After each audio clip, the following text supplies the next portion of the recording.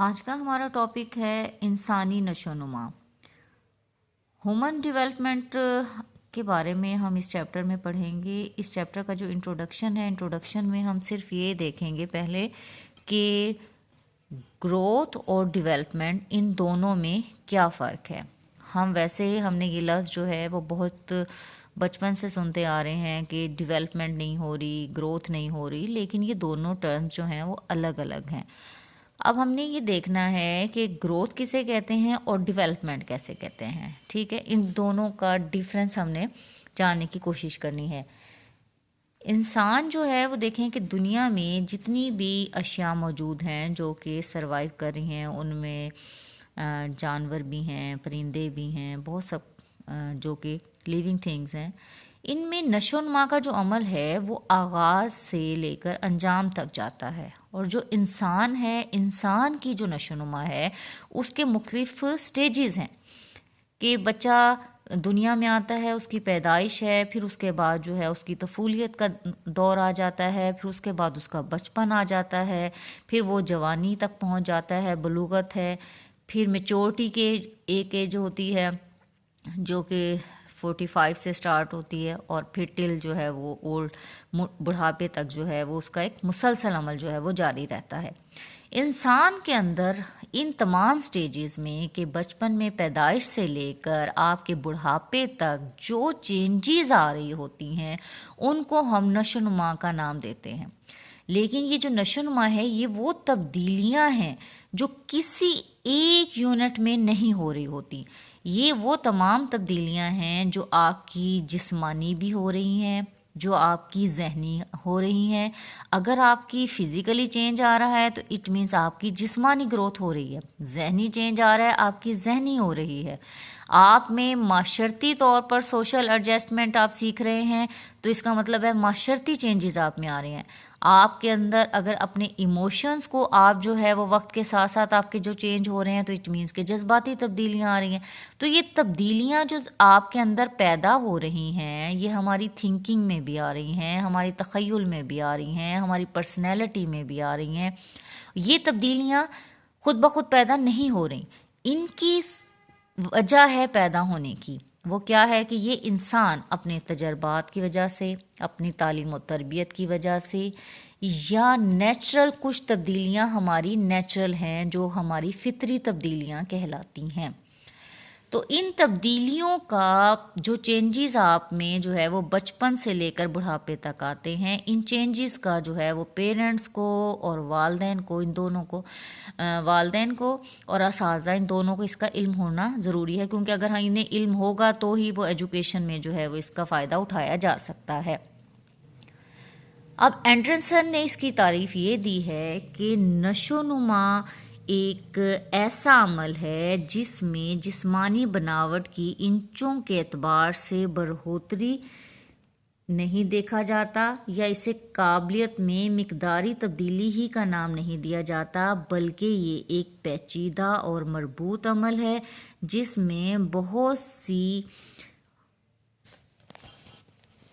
بناوٹوں اور ان کے اعمال اور افعال کو ایک دوسرے کے حوالے سے سمجھنے کی کوشش کی جاتی ہے، کیونکہ کسی بھی ایک درجے میں واقع ہونے والی ہر تبدیلی گزشتہ مدارج میں وقوع پذیر تبدیلیوں کی بنیاد پر واقع ہوتی ہے اور مستقبل میں واقع ہونے والی تمام تبدیلیوں کے لیے بنیاد فراہم کرتی ہے۔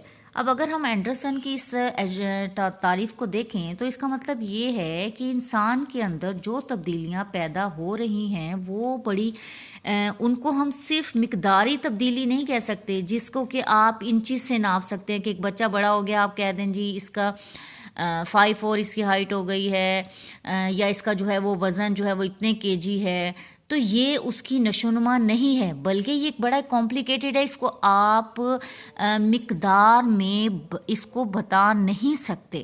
مقدار میں صرف اور صرف گروتھ کو چیک کیا جا سکتا ہے، ڈیولپمنٹ جو نشو و نما ہے اس کو ہم مقداری لحاظ سے بیان نہیں کر سکتے، کیونکہ اس میں آپ کے اعمال اور افعال کو جو ہے وہ ہم انڈرسٹینڈ کرتے ہیں، اور یہ آپس میں ایک تبدیلی جو ہوتی ہے وہ اگلی تبدیلیوں کے لیے ایک مثال بنتی ہے اور انسان ایک تبدیلی پیدا ہونے کے بعد پھر دوسری تبدیلیاں اس کے اندر پیدا ہوتی ہیں.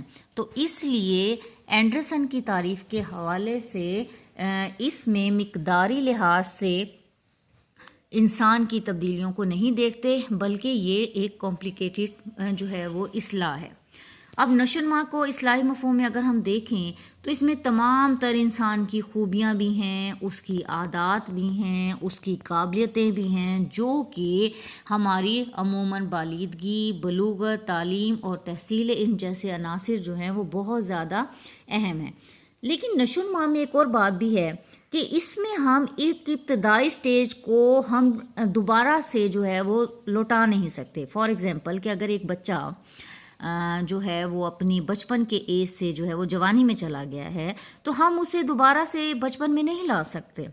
آپ کا جو ایک بچپن کا مرحلہ گزر گیا ہے، آپ بلوغت میں چلے گئے ہیں، تو اب آپ دوبارہ سے جو ہے وہ بچپن کے عمل میں نہیں جا سکتے. اسی طرح انسان کے ساتھ جو ہے وہ بہت ساری عادات و اطوار ہوتی ہیں. ان عادات و اطوار میں جو ہے وہ آپ کے ساتھ یہ ہوتا ہے کہ ان عادات و اطوار کی جو چینجز ہے، اگر ایک عادت کو آپ نے اپنا حصہ بنا لیا ہے تو ضروری نہیں ہے کہ وہ دوبارہ سے آپ اپنی شخصیت کو ختم کر کے دوبارہ اسی حالت میں ہم اس کو نہیں لاگو کر سکتے. تو پیدائش سے لے کر موت تک انسان کے مختلف ادوار میں جو چینجز ہوتی ہیں وہ پازیٹیو بھی ہو سکتی ہیں، وہ نیگیٹیو بھی ہو سکتی ہیں. ان چینجز کو ہم کوئی مخصوص نہیں کر سکتے. یہ جو چینجز ہو رہی ہیں یہ آپ کی جو تبدیلی ہے اس کو ہم نشو و نما کہتے ہیں. اب ذرا ان کی میں آپ کو فرق بتاتی ہوں. ان میں دو باتوں کا سمجھنا بہت ضروری ہے. وہ یہ کہ بالیدگی اور نشو و نما. جو بالیدگی ہے یہ وہ چیز ہے جس میں ہم انسان کو لمبائی، چوڑائی اور وزن، جس کی کہ آپ میئرمنٹ کر سکتے ہیں، جس کو کہ آپ انسان جو ہے ایسی اس کی گروتھ جو کہ ہماری خوراک سے جو ہے وہ انسان حاصل کرتا ہے، بڑھتا ہے، اس کے جسم میں جو ہیں وہ خلیے بنتے ہیں اور ایک خلیے جو ہیں وہ نئے خلیوں کی جگہ لے لیتے ہیں. ہمارا فزیکلی جو سٹرکچر اسٹرانگ ہوتا ہے، اس سے ہمارا جو وزن ہے، اس سے ہمارا حجم ہے، قد و قامت ہے، ان تمام چیزوں میں جو اضافہ ہوتا ہے اس کو ہم گروتھ یا گروتھ کا نام جو ہے وہ دیتے ہیں. اردو میں ہم اس کے لیے بالیدگی کا لفظ استعمال کرتے ہیں. یعنی وہ چینجز جو ایک بچے میں آپ کو نظر آ رہی ہیں کہ یہ بچہ جی اب 2 سال کا ہے، یہ 3 سال کا ہے، تو آپ اس کو بظاہر دیکھ کر یہ بات کہہ رہے ہیں نا کہ وہ بچہ اب 2 سال کا ہو گیا ہے. آپ اس کی فزیکلی اپیرنس کو دیکھ کر، اس کی ہائٹ کو دیکھ کر، اس کے وزن کو دیکھ کر یہ بات کر رہے ہیں. اور بعض بچوں کو دیکھ کر ہم یہ بات کہتے ہیں کہ جی اس کی گروتھ نہیں ہو رہی. کیوں نہیں ہو رہی؟ کیونکہ ہمیں وہ بچہ اپنی عمر سے کم دکھائی دے رہا ہے. ٹھیک ہے، اس چیز کو ہم کہیں گے گروتھ. دوسرا ہمارے پاس آ جاتا ہے جو ڈیولپمنٹ ہے، جس کے لیے ہم نشو و نما کے لفظ استعمال کرتے ہیں. تو نشو و نما جو ہے وہ آپ کی مقداری نہیں ہے. وہ کیا چیز ہے؟ وہ آپ کی جسمانی شکل و صورت اور ان صلاحیتوں میں اضافے کا باعث بنتی ہے. فار ایگزامپل کہ انسان کے پاس جو ہیں وہ اللہ تعالیٰ نے جسمانی افعال ہیں، ان میں جو تبدیلیاں ہو رہی ہیں انہیں ہم نمو کہیں گے. انہیں یعنی کہ ہم ڈیولپمنٹ کہیں گے. جیسے آپ کی ٹانگوں کے عضلات، مسل سٹرونگ ہو جائیں گے، ایک بچہ جو ہے وہ رنگنا شروع کر دے گا، یعنی اس کی نشو و نما ہو گئی.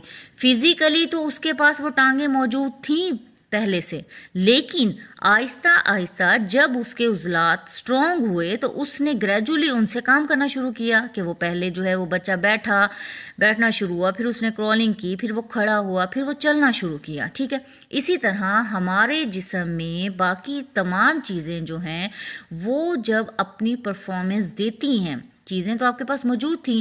پیدا ہوتے انسان کے منہ میں زبان بھی تھی، انسان کے ہاتھ بھی تھے، اس کی ٹانگیں بھی تھیں، اس کے پاؤں بھی تھے، لیکن وہ چل نہیں سکتا تھا، وہ بول نہیں سکتا تھا، وہ اپنے ہاتھوں سے کچھ اٹھا نہیں سکتا تھا.